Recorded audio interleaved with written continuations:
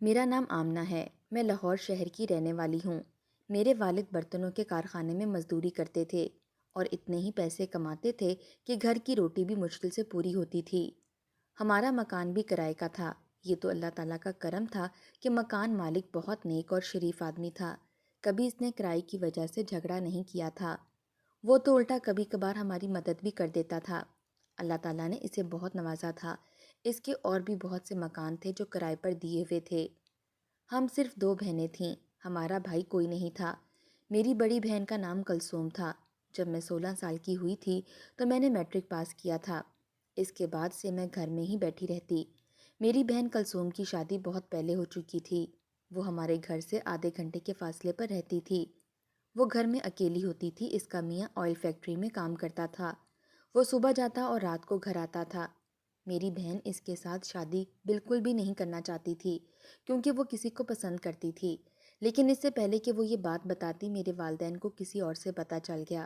تب امی اور ابو نے مل کر بہن کو بہت مارا اور اس کے بعد اپنی مرضی کے آدمی کے ساتھ اس کی شادی کر دی۔ یہ بھی نہ پوچھا کہ وہ اس کو پسند کرتی بھی ہے یا نہیں۔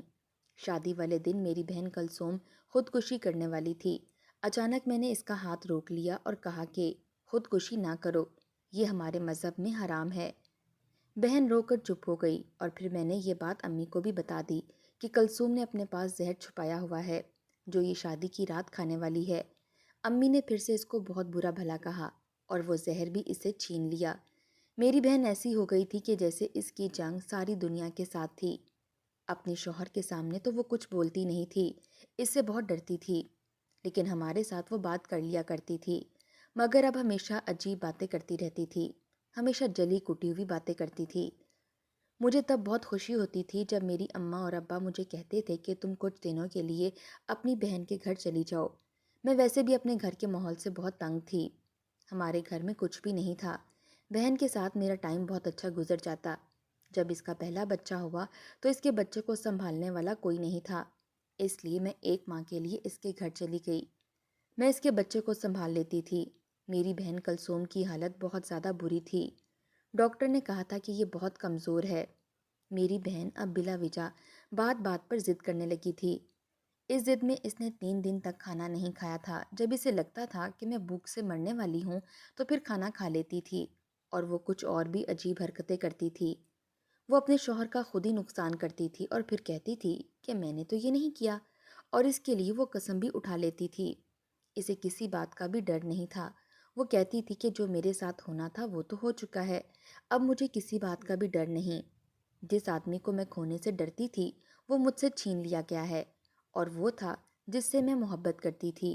وہ تو میرے ماں باپ کو بھی یہی کہتی تھی کہ اب آپ چھوٹی کی بھی شادی کر دیں، اس کو کیوں بٹھایا ہوا ہے؟ مجھے تو 17 سال کی عمر میں ہی قربان کر دیا تھا، اس کو کیوں 18 سال تک بٹھا کر بیٹھے ہیں؟ تب وہ کہتے تھے کہ کوئی اچھا رشتہ نہیں مل رہا، جیسے ہی کوئی اچھا رشتہ ملا آمنہ کی بھی شادی کر دیں گے۔ میں نے کہا آپی، آپ میری شادی کے پیچھے کیوں پڑ گئی ہیں؟ میں نے آپ کی حالت دیکھی ہے، میں نے شادی نہیں کرنی۔ تب کلثوم آپی مجھے کہتی کہ تم بھی تو پھنسو، میں بھی ان کی بیٹی تھی، تم بھی ان کی بیٹی ہو، کیا مجھے انہوں نے کچرے سے اٹھایا تھا جو اتنی جلدی اور بنا چھان بین کے میری شادی کر دی، اور تمہاری باری پر وہ اچھے رشتے کی تلاش میں ہیں۔ میری بہن کسی کا برا نہیں سوچتی تھی، لیکن اس کی زبان بہت تلخ ہو گئی تھی۔ امی کہتی تھی کہ اس کی زبان کے آگے کوئی خندق ہی نہیں ہے، یہ تو جب بھی بولتی ہے منہ پھاڑ کر ہی بولتی ہے۔ جب اس کا پہلا بچہ ہوا تو میں وہیں پر تھی۔ اس کے بعد کلثوم آپی کا دوسرا بچہ پیدا ہونے والا تھا، جبکہ اس کا پہلا بیٹا صرف 10 ماہ کا تھا۔ امی نے کہا کہ بیٹا تھوڑا وقفہ ہی کر لینا تھا، اس طرح تو بڑی مشکل ہو جائے گی۔ انہوں نے کہا کہ یہ بات آپ اپنے داماد سے کیوں نہیں کرتیں؟ تب امی نے کہا کہ داماد سے تھوڑی نہ ایسی باتیں کی جاتی ہیں، لیکن تم اس کو سمجھاؤ کہ اگر بچوں میں وقفہ نہیں ہوگا تو اس طرح بچے سنبھالنا مشکل ہو جائے گا۔ میری بہن کہتی تھی کہ وہ میری کوئی بات نہیں سنتا ہے، اگر آپ لوگوں کو اتنی فکر ہے تو آپ لوگ ہی اس کو سمجھائیں، کیونکہ وہ میری بات نہیں مانتا۔ امی کہتی تھیں کہ سارا قصور کلثوم آپی کا ہی ہے، لگتا ہے اس کو خود بچے پیدا کرنے کا شوق ہے۔ مجھے تو خیر امی کی بات سمجھ نہیں آتی تھی، وہ کیا کہہ رہی ہیں۔ وہ کہتی تھیں کہ مرد اور عورت مل کر بچہ پیدا کرتے ہیں اور ان دونوں کی مرضی ہوتی ہے، لیکن پھر ایک طرف یہ بھی کہتی تھیں کہ یہ تو اللہ تعالیٰ کی دین ہے اور وہ جس کو چاہے اولاد دے اور جس کو چاہے نہ دے۔ مجھے امی کی باتیں سمجھ نہیں آتی تھیں، کیونکہ میں نے ساری زندگی گھر میں ہی گزار دی تھی، صرف اسکول کے لیے جاتی تھی، وہاں سے سیدھا واپس آ جاتی تھی۔ دوسری دفعہ میری بہن امید سے تھی تو اس کی حالت بہت زیادہ خراب تھی، اور اس کے 2 مہینے پہلے ہی ایسی حالت ہو گئی کہ اسے بستر سے اٹھا نہیں جاتا تھا، اور میں 2 مہینے پہلے ہی اس کے گھر پر رہنے کے لیے چلی گئی۔ میرا بہنوئی پردے کا اور ان ساری چیزوں کا بڑا پابند تھا۔ ویسے یہ کوئی بری بات نہیں تھی، ویسے پردے کرنے کا حکم بھی ہے، لیکن وہ کچھ زیادہ ہی اس معاملے میں بولتا تھا۔ جب اس نے گھر پر آنا ہوتا تھا تو امی بھی سر پر دوپٹہ کر لیتی تھیں، جبکہ آگے پیچھے امی کا دوپٹہ کہاں ہے اس بات کا امی کو پتہ ہی نہیں ہوتا تھا۔ داماد آتا تھا تو پردے نیچے گرا دیتی تھیں، دروازے کو بھی بند کر دیتی تھیں۔ داماد کو کہہ رہی ہوتی تھیں کہ ہمارے گھر میں تو 24 گھنٹے دروازہ بند رہتا ہے۔ میں پہلے پوچھتی ہوں کہ کون آیا ہے، پھر دروازہ کھولتی ہوں۔ ایسا کچھ بھی نہیں تھا، ہمارے گھر میں جو بھی چاہے منہ اٹھا کر آ جاتا تھا، بلکہ میری امی تو ایک ایسی عورت کے ساتھ بھی دوستی رکھتی تھیں جس کو پورا محلہ اچھا نہیں سمجھتا تھا، پھر بھی اس کے ساتھ امی نے دوستی لگا رکھی تھی۔ اب بابا کو بھی اس بات پر اعتراض تھا، لیکن امی کہتی تھیں کہ میری ایک اکلوتی دوست ہے، اس کو تو چھوڑ دوں، اور امی اپنے داماد کے سامنے تو اس عورت کا نام بھی نہیں لیتی تھیں۔ ایک دفعہ ایسا ہوا کہ داماد صاحب بیٹھے تھے تو وہی عورت اوپر سے آ گئی۔ امی گھبرا گئیں اور اس عورت سے کہا کہ نہیں، ہمارے گھر میں کچھ نہیں ہے، آج ہم نے کھانے میں کچھ نہیں بنایا، تم کسی دوسرے گھر سے مانگو۔ وہ بھی حیران رہ گئی اور چپ کر کے چلی گئی۔ بعد میں امی اس عورت سے معافی تلافی کر رہی تھیں۔ بیٹی کی سسرال کا معاملہ ہے نا، اب ایسا تو کرنا پڑتا ہے، کیا کروں؟ وہ عورت بھی سمجھ گئی کہ بیٹی کے معاملے میں تو جھوٹ بولنا پڑتا ہے اور رکھ رکھاؤ بھی رکھنے پڑتے ہیں تاکہ اس کا گھر بن جائے۔ میری بہن کو مہینہ پہلے ہی درد شروع ہو گیا۔ رات کے وقت ایک کمرہ مجھے ان لوگوں نے دیا ہوا تھا جس میں پہلے والے بیٹے کو سنبھالا کرتی تھی، کیونکہ میری بہن سے تو اب اپنا آپ بھی سنبھالا نہیں جاتا تھا۔ میرا بہنوئی رات کو مجھے اور امی کو دوسرے کمرے میں بھیج دیتا۔ آدھی رات کو اچانک سے مجھے کلثوم کے چیخنے چلانے کی آوازیں آنے لگیں۔ پتہ چلا کہ درد شروع ہو گیا ہے، تب میں نے امی کو بھی بلا لیا اور وہ اسے ڈاکٹر کے پاس لے گئیں۔ اس دفعہ میری بہن نے پھر سے ایک بیٹے کو جنم دیا تھا، لیکن میری بہن کی حالت بہت بری تھی۔ ڈاکٹروں نے یہاں تک بھی کہہ دیا تھا کہ بچے کو بچایا جائے کہ ماں کو، تو سب نے کہا کہ ماں کو بچائیں، لیکن پھر اینڈ ٹائم پر کرم ہو گیا اور دونوں بچ گئے۔ اللہ اللہ کر کے میری بہن بچی تھی، اس کا برا حال ہو گیا تھا۔ میری بہن کا آپریشن سے ہی بچہ پیدا ہوتا تھا، کبھی نارمل ڈیلیوری نہیں ہوئی تھی۔ آج تو ایسے لگتا تھا کہ ڈاکٹر بھی کوئی بری خبر سنا دیں گے۔ ہم سب خود کو تیار کیے بیٹھے تھے، لیکن سب کچھ ٹھیک ہو گیا۔ اب رات کے وقت دونوں بچے میرے پاس ہوتے تھے اور بہن اپنے کمرے میں اپنے شوہر کے ساتھ سوتی تھی۔ وہ رات کو دیر سے آتا تھا۔ میری بہن کا سارا حسن خراب ہو گیا تھا۔ اس کی شکل دیکھ کر ایسا لگتا تھا جیسے وہ 40 سال کی ہے، جبکہ اس کی عمر صرف 22 سال تھی۔ بچے پیدا کرنے کی وجہ سے یہ سب ہوا تھا، پھر ٹینشن لینے کی وجہ سے بھی۔ ہمیں نہیں پتا تھا، مگر جب ہم اکیلے بیٹھے ہوتے تو وہ اپنے اسی عاشق کے بارے میں باتیں کرتی رہتی تھی جس کا نام اسد تھا۔ آپی یہ کہتی تھیں کہ وہ مجھے بہت محبت کرتا ہے، ابھی بھی اگر میں اس کے پاس چلی جاؤں تو وہ مجھے قبول کر لے گا۔ اس نے ابھی تک شادی نہیں کی۔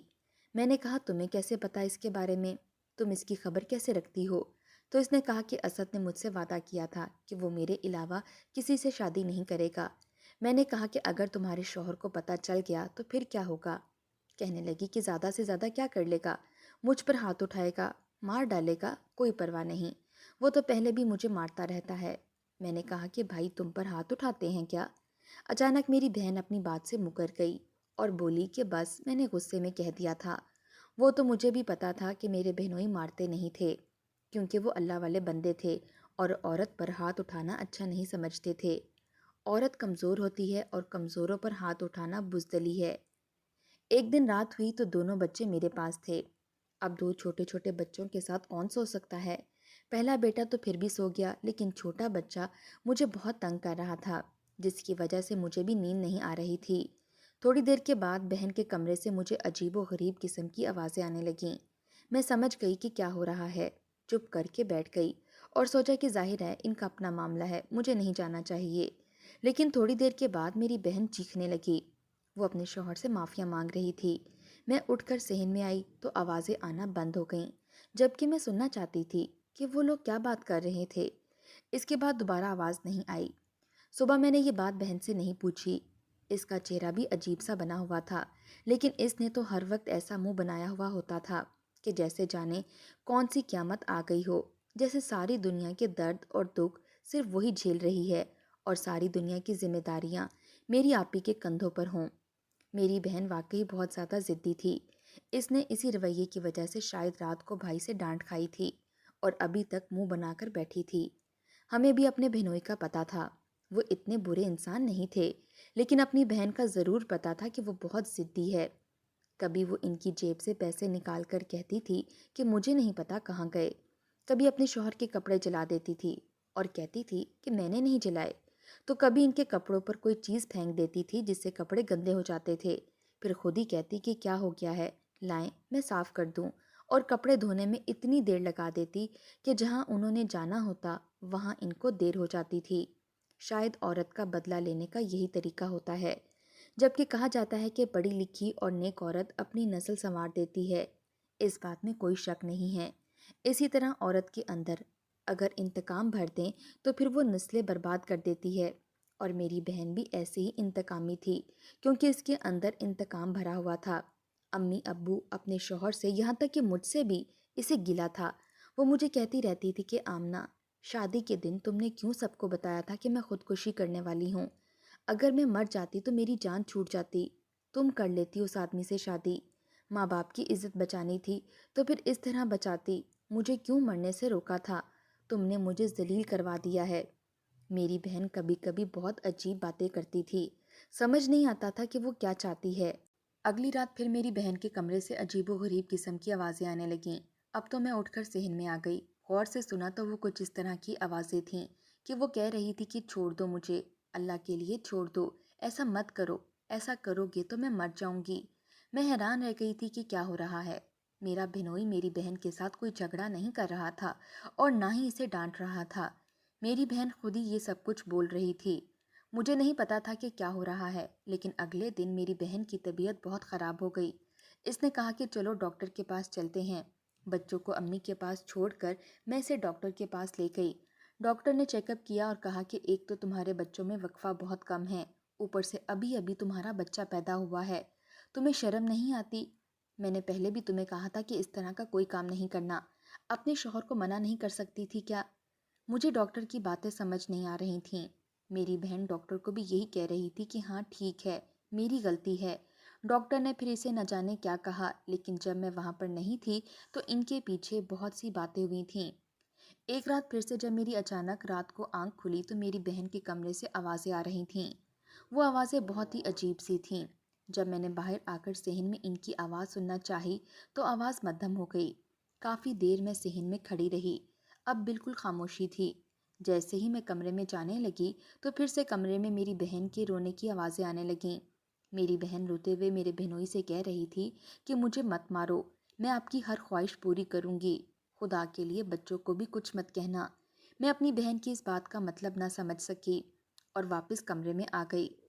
एक दिन मैंने हिम्मत करके अपनी बहन से पूछ ही लिया कि तुम रात को रोज़ भाई से क्यों माफ़ी मांग रही होती हो और तुम्हारे रोने की आवाज़ें आ रही होती हैं। बहन मेरी बात को टाल गई। मेरी बहन सूख कर कांटा हो गई थी। इसकी हालत दिन ब दिन गिरती जा रही थी। एक दिन मेरी बहन सहन में खड़ी थी और खड़े खड़े चकरा कर गिर गई। मैं बामुश्किल इसको संभाल कर डॉक्टर के पास ले गई। डॉक्टर ने बताया कि मेरी बहन फिर से उम्मीद से है। मैंने अपनी बहन से कहा कि तुम अपनी सेहत तो देखो, मैं अम्मी को बताती हूँ। तो मेरी बहन मेरी मिन्नत करने लगी कि खुदा के लिए अम्मी को कुछ मत बताना। एक रात अचानक प्यास की शिद्दत से मेरी आंख खुल गई। मैं किचन से पानी पीकर वापस कमरे में जाने लगी तो बहन के कमरे से मुझे बहनोई की आवाज़ें आ रही थीं। मैंने कमरे में कान लगाकर सुनने की कोशिश की तो जो बातें मेरा बहनोई मेरी बहन से कह रहा था उसको सुनकर मेरे पैरों तले से ज़मीन निकल गई और मैं उल्टे पैर वापस कमरे में आ गई। अगले दिन घर जाकर मैंने सारी बात अम्मी अब्बू को बता दी, जिसे सुनकर वो भी आग बगोला हो गए और मेरी बहन को घर ले आए। بعد میں میری بہن نے روتے ہوئے سب سچ سب کو بتا دیا کہ وہ میری بہن کے ساتھ ایسا سلوک کرتا تھا جیسے وہ اس کی بیوی نہیں بلکہ خریدی ہوئی کوئی عورت ہے۔ جان بوجھ کر اس سے بچے پیدا کرواتا تھا، کہتا تھا کہ مجھے تم سے 7 بیٹے چاہیے، میں خاندان میں اپنا نام پیدا کرنا چاہتا ہوں۔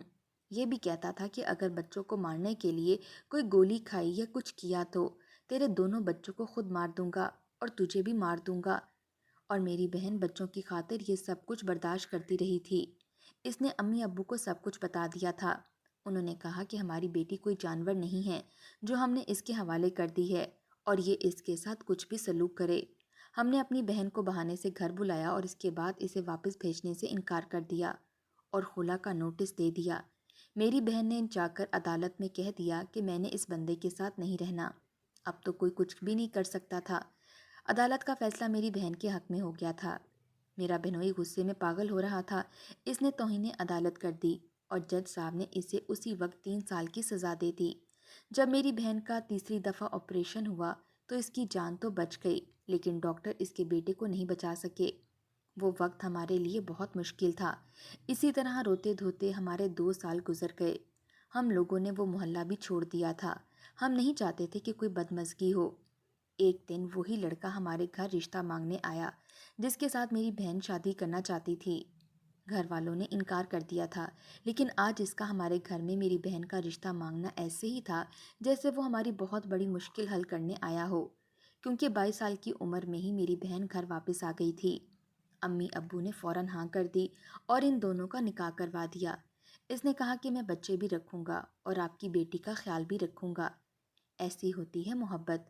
دنیا میں جہاں میرے بہنوئی جیسے جانور لوگ ہوتے ہیں وہاں اسد جیسے اچھے لوگ بھی ہوتے ہیں، لیکن یہاں ماں باپ کو چاہیے کہ وہ بیٹی کی شادی کرتے وقت یہ دیکھیں کہ انسان کیسا ہے، یہ مت دیکھیں کہ اس کے پاس پیسے ہیں یا نہیں، کیونکہ پیسہ تو آنی جانی چیز ہے لیکن اخلاق اور تربیت سے بڑی کوئی چیز نہیں ہوتی۔ آج میری بہن اپنے گھر میں خوش ہے اور میری بھی شادی ہو گئی ہے۔ میرے ماں باپ اب بوڑھے ہو گئے ہیں مگر اب ہماری زندگی میں سکون ہی سکون ہے۔